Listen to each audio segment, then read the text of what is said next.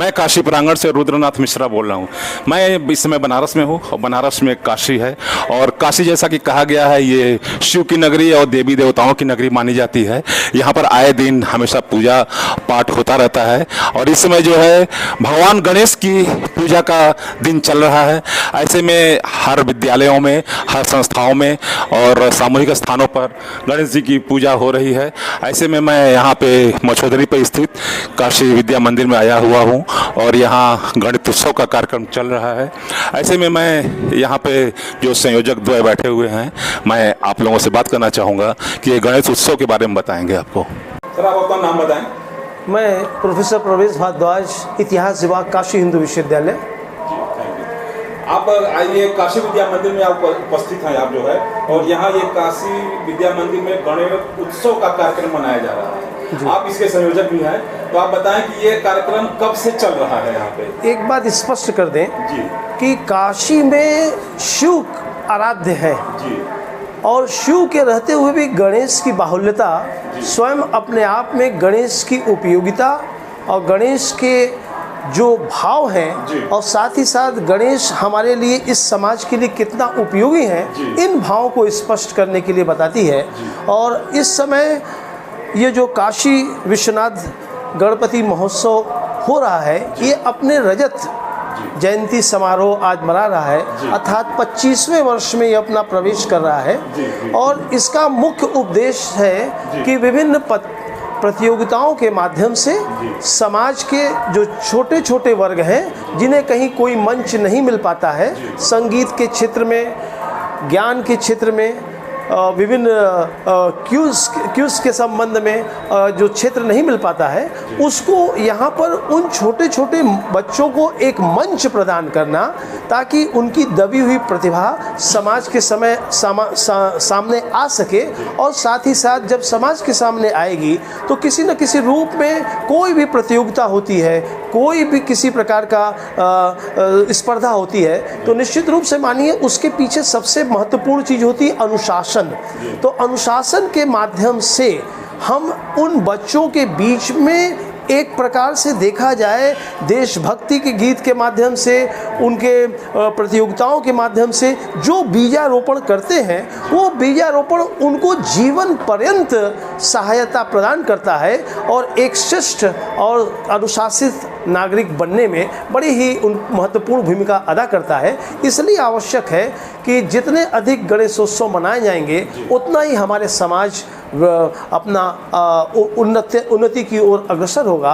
तो इसलिए आवश्यक है, मैं चाहता हूं कि और भी गणेशोत्सव जहां नहीं मनाए गए हैं, वहां और भी गणेशोत्सव मनाए जाए, जिससे कि हमारा समाज, क्योंकि हम लोग एक शिक्षक हैं, हम किसी भी स्थिति में चाहते हैं कि समाज की उन्नति हो। अब जैसे कि संगीत है, संगीत के माध्यम से ये सिखाया जाता है कि संगीत में जब हम थोड़ी देर तक छात्र या छोटे बच्चे या उनके अभिभावक उसमें रम जाते हैं, तो यकीन मानिए उस समय रुक जाता है। जैसे कि हमें एक तरह से कहा जाए कि संगीत के माध्यम से हम ईश्वर का सीधे साक्षात्कार करने में अपने आप को समर्थ पाते हैं, क्योंकि संगीत जो है सिर्फ आत्म संतोष ही नहीं देता है, वो बाह्य दृष्टिकोण से भी है, मतलब कि आंतरिक और बाह्य दोनों सुख प्रदान करता है। जैसे कि आप ओम का उच्चारण करते हैं, तो जो ओम का उच्चारण करते हैं तो वो आपके शरीर को भी लाभ प्रदान करता है, और आपके सुनने वाले जो आपसे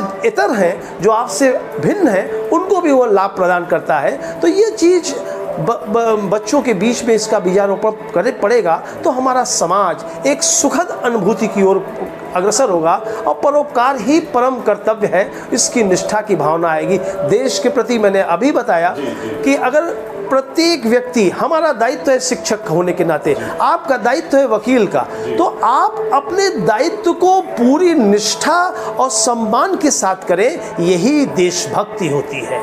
धन्यवाद जी।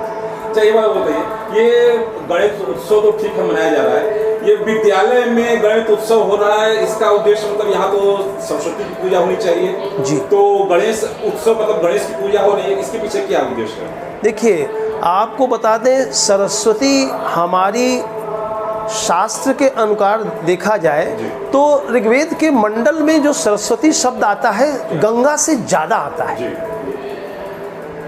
63 बार इनका उपयोग किया गया है जी। और माता सरस्वती का, और माता गंगा का मात्र 2 बार उपयोग किया गया है। इसका मतलब है, और 2 बार जो उपयोग किया गया है माता का, एक नदी के रूप में और दूसरा देवी के रूप में, लेकिन सरस्वती देवी का जो उल्लेख किया गया है वो नदी के रूप में आता है।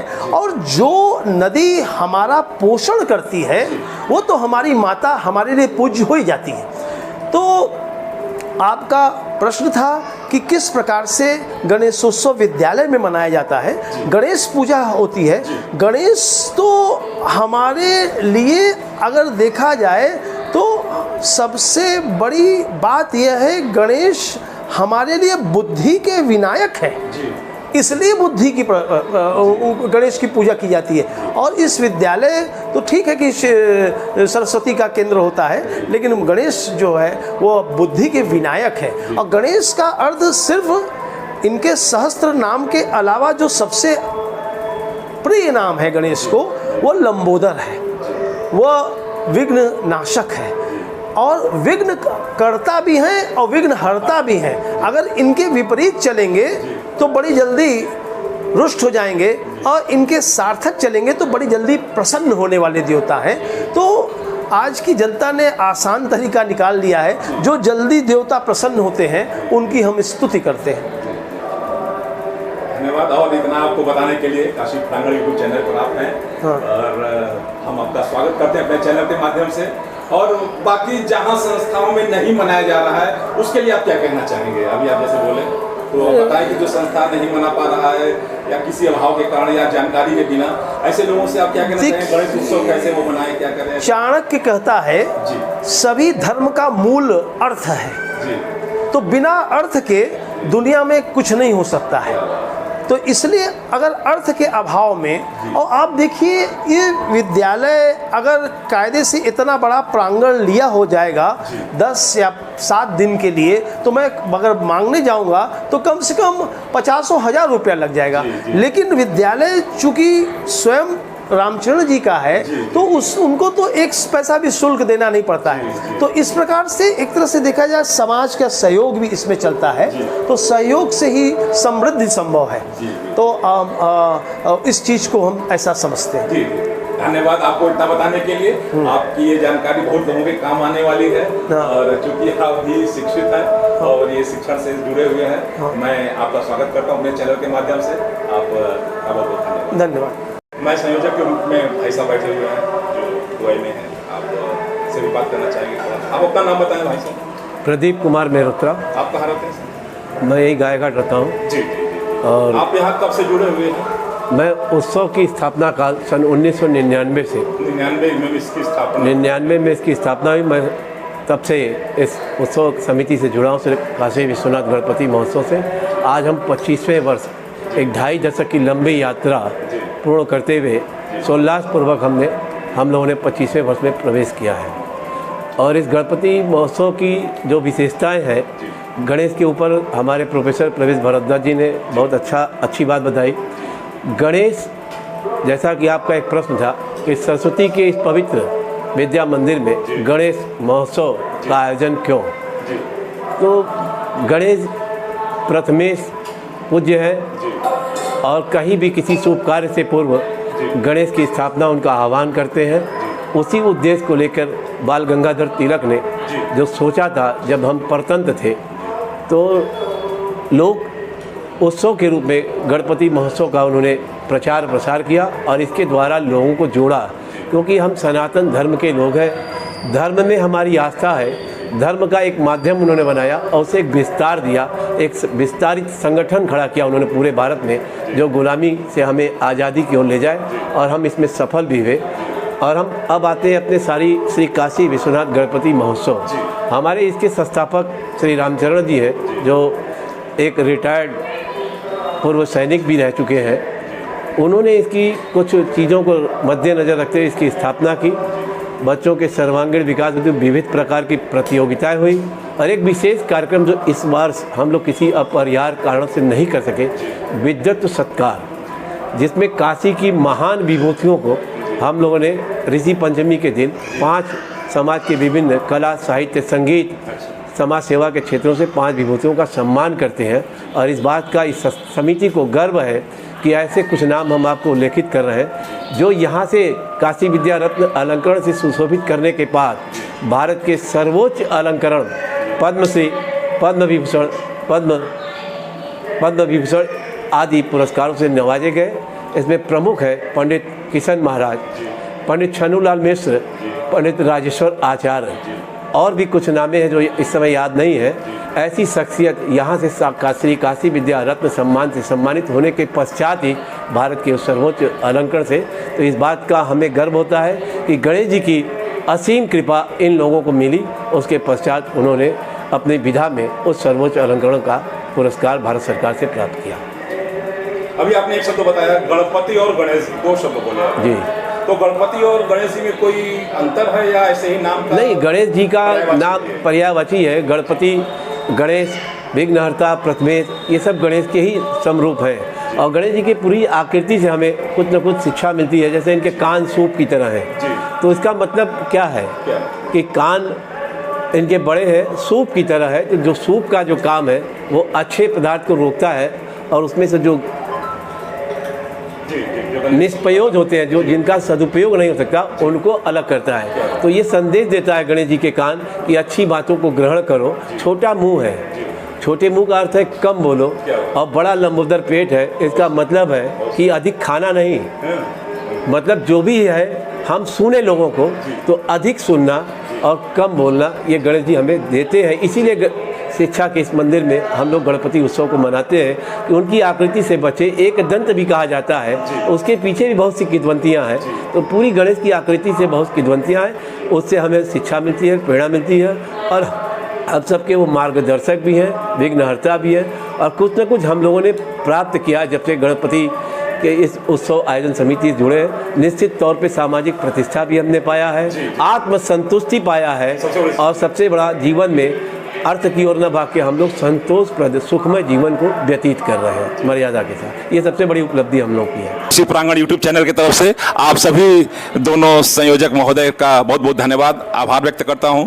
और बाबा विश्वनाथ और बाबा काल भैरव और प्रथम पूज्य गणेश जी से भी प्रार्थना करता हूं आप लोग को समृद्धि प्रदान करें, दीर्घायु बनावें, ताकि आप लोग ऐसे ही और अनेकों कार्यक्रमों में आप लोग शिरकत करें, आपको अच्छे अच्छे पद मिलें, और भगवान करे आप बहुत ऊंचाई तक जाएं और लोगों को ऐसे ही बल बुद्धि प्रदान करते रहें। धन्यवाद, धन्यवाद।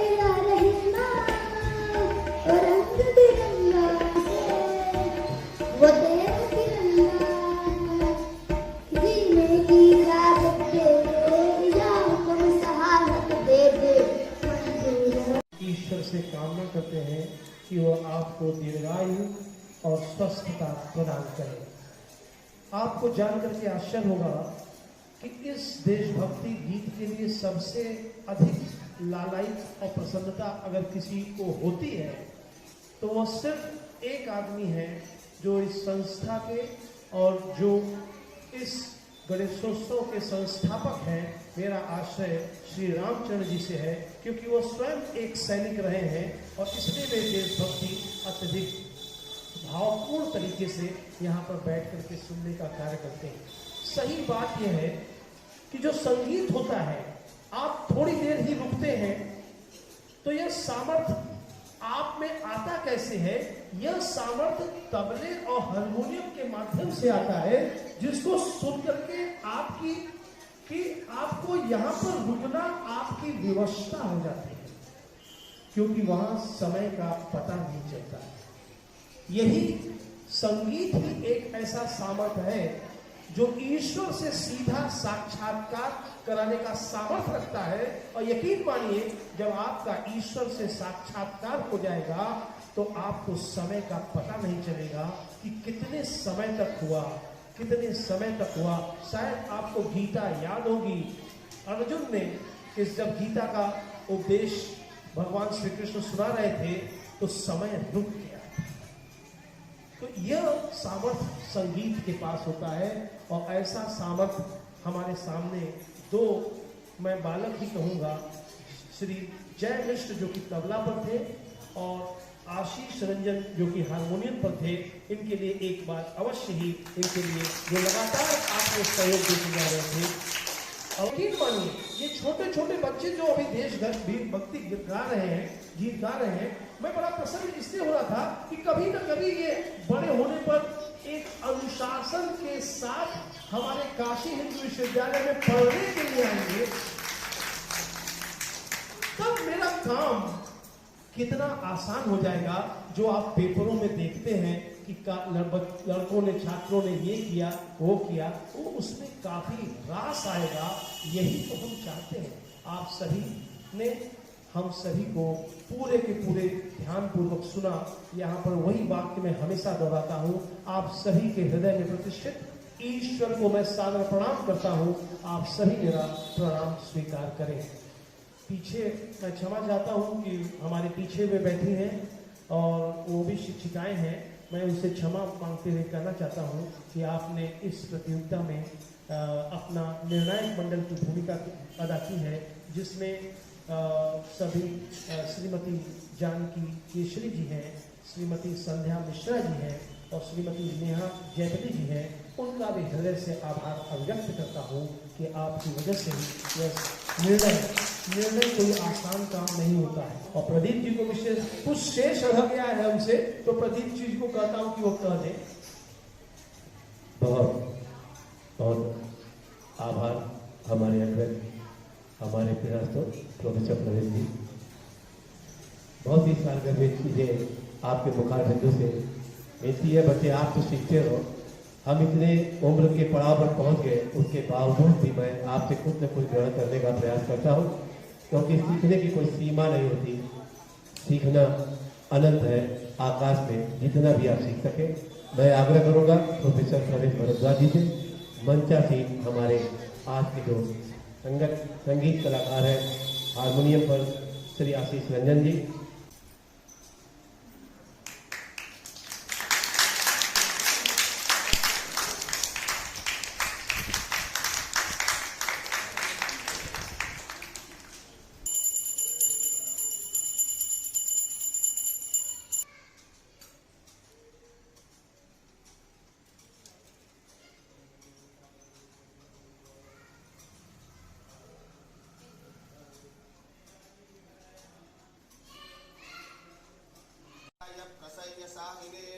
नमो वयं वैश्रवणाय कुर्महे समे कामान् कामकामाय मह्यं कामेश्वरो वैश्रवणो ददातु कुबेराय वैश्रवणाय महाराजाय नमः। ओम स्वस्ति साम्राज्यं भौज्यं वैराज्यं पारमेष्ठ्यं राज्यं महाराज्यमाधिपत्यमयं समन्तपर्याये स्यात् सार्वभौम सार्वायुषान्तादापराधात् पृथक् परमेश्वर भगवन्